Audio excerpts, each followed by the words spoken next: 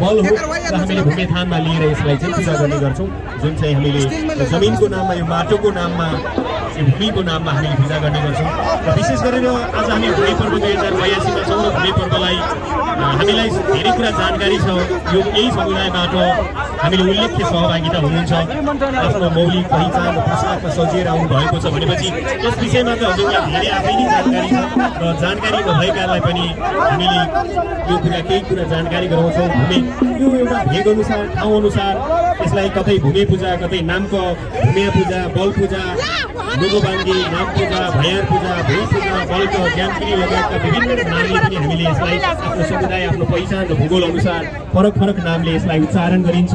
हामीले त्यही तरिकाले मनाउने गर्छौँ उत्सवको रूपमा किनकि यो मगरहरूको मौलिक पहिचान जोडिएको पर्व हो आदरणीय दर्शक महानुभावहरू त्यस कारणले गर्दाखेरि चाहिँ म सबैजनाको आवाज जहाँबाट सुनिराख्नु भएको छ यति बेला बाहिर हुनुहुन्छ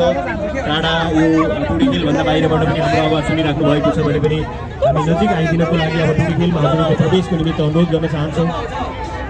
र